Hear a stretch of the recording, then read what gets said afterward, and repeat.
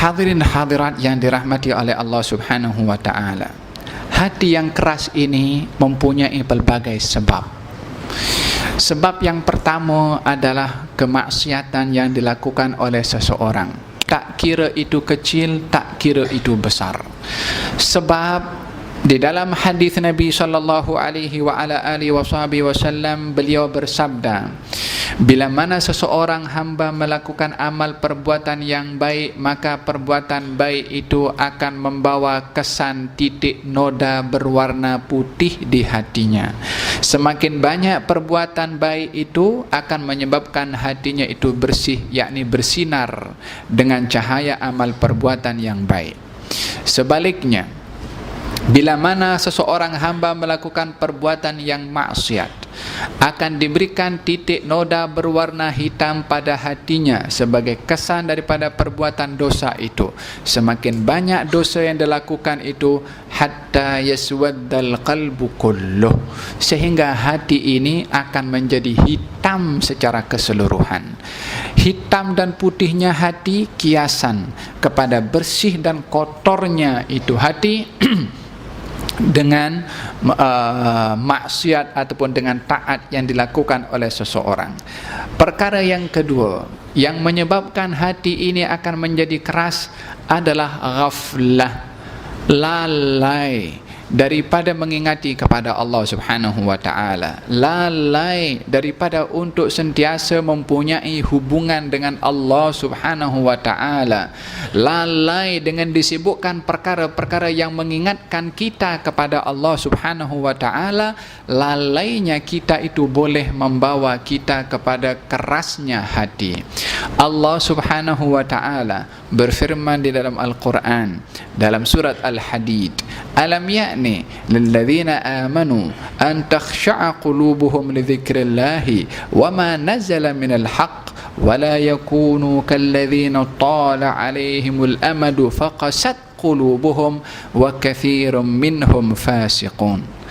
Tidakkah tiba masanya bagi orang-orang yang beriman untuk khusyuk hatinya kepada mengingat Allah, untuk patuh hatinya, takut hatinya ketika mengingat Allah, dan jangan mereka menjadi seperti orang-orang yang dahulu daripada ahlul kitab yang telah jauh jarak antara mereka dan nabi-nabi mereka sehingga keras hati mereka dan ramai daripada mereka yang berbuat kefasikan. Saya akan bahas bahagian yang kedua penghujung ayat itu pada penghujung nanti insya-Allah. Tapi apa yang patut disentuh di sini adalah Allah ketika mengingatkan kepada para as-sahabah tentang turunnya ayat dalam surat Al-Hadid itu, tidakkah tiba masanya bagi orang-orang yang beriman untuk khusyuk hatinya. Ini message daripada Allah kepada sahabat Nabi yang pada waktu itu adalah mereka adalah orang yang paling ingat kepada Allah. Mereka adalah orang-orang yang tak pernah memutuskan hubungan mereka dengan Allah. Mereka yang sentiasa menjadikan matlamat utama mereka itu adalah Allah. Tapi ditegur oleh Allah Subhanahu wa taala kepada mereka. Apa agaknya yang menyebabkan mereka itu ditegur? Jenis kelalaian apa yang menyebabkan mereka itu ditegur oleh Allah Subhanahu wa taala sehingga Nabi menyuruh kepada mereka itu untuk menangis karena ditegur oleh Allah Subhanahu wa taala? Mereka disuruh untuk menangis oleh Nabi sallallahu alaihi wa ala alihi wasallam sebab turunnya ayat itu. Agaknya apa yang mereka buat oleh para sahabat itu sehingga ditegur oleh Allah? Dalam riwayat disebutkan bahwasanya as-sahabah duduk bersama satu dengan yang lain, borak-borak. Lalu dalam borak-borak itu mereka gelak ketawa sehingga ketawa mereka ini didengar oleh Nabi SAW. Beliau keluar daripada rumahnya dalam keadaan memerah wajahnya, menegur kepada mereka, adakah kamu sudah merasa terjamin daripada hukuman Allah sehingga kamu masih boleh sempat tertawa dengan suara gelak ketawa kamu? Macam mana boleh ketawa kamu ini sementara kamu belum mendapat jaminan untuk selamat dari Allah Subhanahu wa taala? tuan-tuan dan puan-puan ketawa ditegur oleh Allah Subhanahu wa taala. Mereka adalah merupakan orang-orang yang ingin disempurnakan oleh Allah Subhanahu wa taala. Memang tak ada keraguan ketawa itu adalah perkara yang boleh. Bahkan kalau mengikut ahli psikologi, ketawa itu adalah merupakan ubat untuk menghilangkan stres daripada masalah yang kita mungkin menghadapi di dalam hidup. Tetapi bila mana gelak ketawa itu melebihi daripada had yang sepatutnya seseorang itu membatasi untuk banyak ketawa, sehingga dikatakan kathratul dhahik tumitul qalb. Orang yang banyak ketawa ini dapat mematikan hati, mengeraskan hati. Kalau bukan ketawanya, kalau banyak ketawa. Oleh kerana yang sedemikian, baginda Rasulullah sallallahu alaihi wa ala alihi wasallam bersabda, kalau kamu tahu apa yang aku tahu, kamu akan lagi banyak menangis berbandingkan kamu ketawa.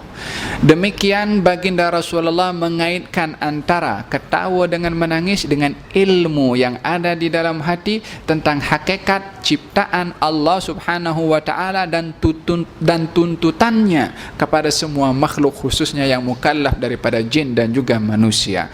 Demikian baginda Rasulullah sallallahu alaihi wa ala alihi wasallam mengingatkan kepada mereka para as-sahabah ketika banyak ketawa dengan mengatakan, kalau kamu dengan mengingatkan kepada mereka, adakah kamu sudah merasa terjamin daripada hukuman Allah sehingga kamu masih boleh ketawa? Mereka pun menyesal dengan apa yang berlaku kepada mereka. Maka kata mereka bertanya kepada Rasulullah, apa kafarahnya? Macam mana nak hapuskan kesilapan yang kami buat tadi wahai Rasulullah? Ketawa tadi dianggap satu kesilapan oleh para as-sahabah. Demikian kata baginda Rasulullah sallallahu alaihi wasallam, hendaklah kamu banyak menangis sebanyak mana tadi kamu ketawa. Sebanyak mana tadi kamu ketawa, sebanyak itu juga kamu menangis. Demikian nasihat dan teguran daripada Rasulullah kepada para as-sahabah untuk mengelakkan daripada kerasnya hati, nak bagi tahu bagaimana bahaya hati itu sendiri, sehingga perkara-perkara yang kita anggap remeh ataupun benda biasa, tapi bagi Nabi sallallahu alaihi wasallam adalah masalah prinsip dan yang penting, sehingga ditegur oleh Nabi sallallahu alaihi wasallam. Sebab yang kedua daripada yang menyebabkan kerasnya hati itu adalah al-ghaflah ataupun lalai tadi. Oleh kerana itu kita berdoa kepada Allah Subhanahu wa taala agar supaya kita dijauhkan oleh Allah daripada sifat ghaflah, daripada sifat lalai. Benda-benda yang lalai ini akan tiba kepada kita bila mana kita banyak menyibukkan kepada hal-hal yang melalaikan kita, baik dalam hal keduniaan atau hal-hal yang bersifat keseronokan belaka. Perkara-perkara ini bila mana tidak dikawal dan tidak dikontrol, dengan kita menyusun schedule atau jadual untuk kita mempunyai masa-masa tertentu berhubungan dengan Allah dan tidak boleh dikacau dengan hal-hal yang lain, maka kita akan terbawa oleh arus kelalaian tanpa kita sedari. Maka dengan demikian, untuk mengelak daripada hal-hal yang melalaikan ini, kita mengatur waktu kita selain daripada solat-solat fardu yang wajib untuk kita lakukan, masa untuk kita bersama dengan Allah, dan juga majlis-majlis seumpama ini yang mengingatkan kita kepada Allah Subhanahu wa taala, yang mana ini adalah merupakan majlis yang mengingatkan kita kepada Allah, namanya majlis zikir. Majlis zikir, majlis yang mengingatkan kita kepada Allah Subhanahu wa taala. Yang ketiga yang dapat mengeraskan hati ini adalah al-i'rad, berpaling daripada kebenaran, berpaling daripada kenyataan yang sadik, kenyataan yang benar. Seperti mana Allah tadi mensifatkan kepada Bani Israel akan kerasnya hati mereka itu setelah melihat kenyataan yang benar, ayat Allah Subhanahu wa taala, mereka enggan untuk menerimanya, maka keras hati mereka. Dan ini adalah merupakan yang sangat berbahaya berbandingkan kepada dua tadi. Yang pertama tadi adalah dosa, dan yang kedua adalah lalai. Kedua perkara ini boleh mengeraskan hati, tapi prosesnya adalah memakan masa. Tapi orang yang berpaling daripada ayat-ayat Allah setelah dia tahu kebenarannya, ini adalah yang amat berbahaya kepada cepatnya proses hati untuk menjadi keras. Sebab dia sedar, hatinya tahu ini benda adalah benda yang benar, hatinya tahu ini adalah merupakan ayat Allah, tapi tak diterima, maka kerasnya hati kepada dengan sifat berpaling ini adalah lebih berbahaya berbandingkan kepada dua sebab tadi yang juga boleh menghantarkan hati untuk menjadi keras. Demikian Allah Subhanahu wa taala mengatakan, berfirman dalam Al-Qur'anul Karim, "Waman a'rada an dzikri," barang siapa yang berpaling daripada mengingati aku, fa inna lahu ma'isyatan dhanka, maka dia akan berada dalam kehidupan yang dhanak, yakni yang sempit, yang susah, yang tertekan. Wa man a'rada an dzikri fa inna lahu ma'isyatan dhanka wa nahsyuruhu yaumal qiyamati a'ma, kami akan bangkitkan nanti di hari kiamat dalam keadaan buta. Qal rabbi lima hasyartani a'ma wa qad kuntu basira, ya Allah, kenapa engkau bangkitkan kami dalam keadaan buta sementara kami di dunia kami boleh melihat? Allah menjawab, qala kadzalika atatka ayatuna fanasitaha fakadzalikal yauma tunsa, telah datang kepada kamu ayat-ayat daripada kami dan kamu lupakan, kamu berpaling, hari ini pun kamu dilupakan dan kami pun berpaling daripada kamu. Wa hakadha, bagi mereka orang, waman adzlamu, dan siapa orang yang lebih zalim, kata Allah Subhanahu wa taala, mimman dzukira bi ayati, melebihi daripada zalimnya orang-orang yang bila mana diberi peringatan oleh Allah dengan ayat-ayat Allah berpaling daripada ayat-ayat tersebut.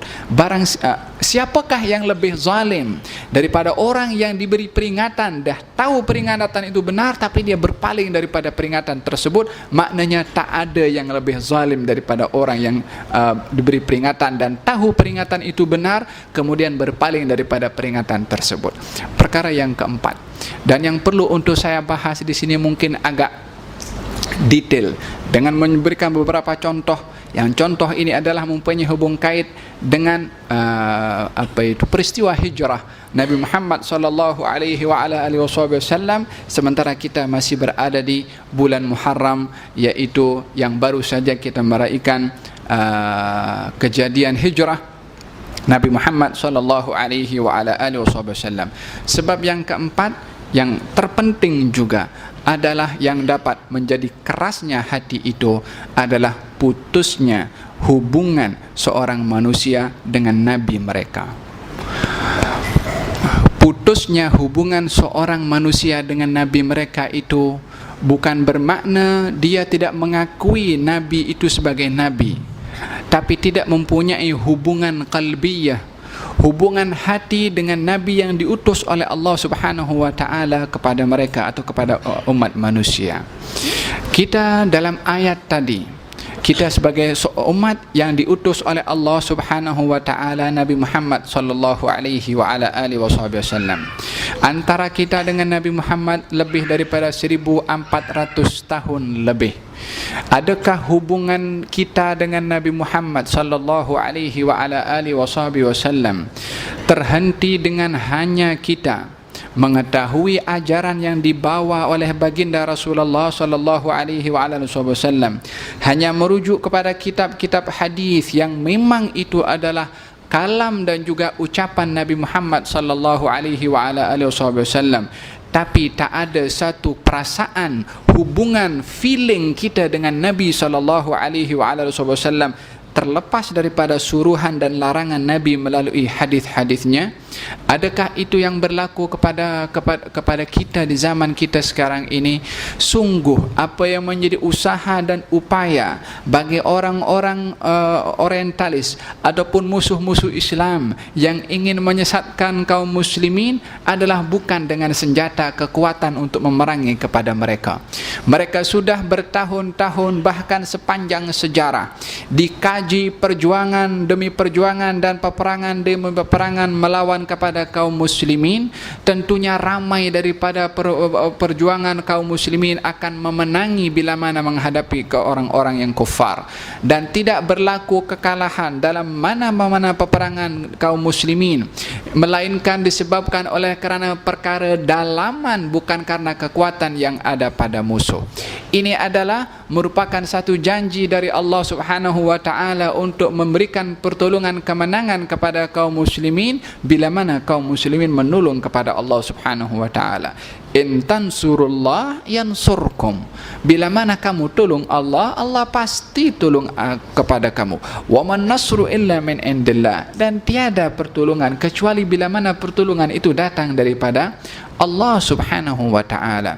Dengan demikian, bila mana kita melihat bagaimana usaha yang dilakukan oleh musuh-musuh Islam untuk mengalahkan dan membantai kepada kaum muslimin adalah bukan dengan senjata kekuatan, karena mereka tidak lagi bersandar dengan kekuatan walaupun mereka mempunyai kekuatan dan senjata yang lengkap. Dan daripada sepanjang sejarah sirah Nabi Muhammad sallallahu alaihi wasallam, selama 27 peperangan yang dihadiri oleh baginda Rasulullah, ada yang terjadi berperang, ada yang tidak terjadi, melainkan setiap kali berhadapan dengan musuh akan didapati ketenteraan, persiapan senjata kaum muslimin lebih rendah dan lebih kekurangan berbandingkan kepada lengkapnya senjataan musuh di mana-mana peperangan yang berlaku. Tetapi kita bila mana melihat bagaimana kelengkapan senjata musuh itu boleh tumbang dengan sedikitnya senjata kaum muslimin.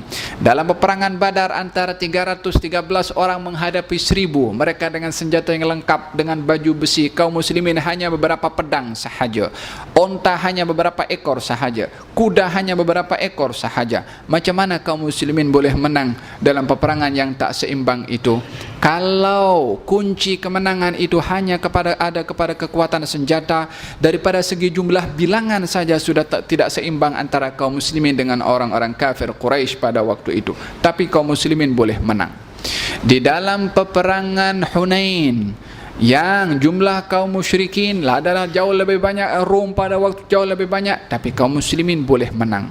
Dalam peperangan Mu'tah, yang jumlah kaum muslimin itu adalah kaum musyrikin boleh lebih daripada 10 kali ganda berbandingkan kepada kaum muslimin, tapi kaum muslimin boleh menang pada peperangan itu. Banyak sekali peperangan. Adapun peperangan Uhud, kaum muslimin mengalami kekalahan bukan karena kekurangan senjata, bukan karena kelemahan persediaan kaum muslimin, tapi pelanggaran yang berlaku kepada segelintir kelompok yang disuruh oleh Nabi untuk tidak turun daripada gunung, maka mereka turun daripada gunung. Di situ sebab kekalahannya. Allah ingin memberikan pengajaran bahwasanya di dalam peperangan itu mesti ditegakkan kepatuhan Allah dan juga Rasulnya, yang kalau dalam peperangan Uhud, ketika mereka para pemanah turun daripada gunung, Allah masih menurunkan pertolongan dan kemenangan kepada kaum muslimin, akan difahami pada waktu itu dengan melanggar perintah Rasulnya pun boleh juga menang. So kalau kita langgar pun boleh juga menang. Buktinya apa? Ke dalam perang Uhud, mereka para pemanah langgar kepada perintah Nabi, masih menang juga. Allah tak mahu orang memahami sedemikian. Makanya dalam peperangan Uhud, disebabkan oleh pelanggaran yang berlaku oleh sebahagian orang, kaum muslimin mengalami kekalahan.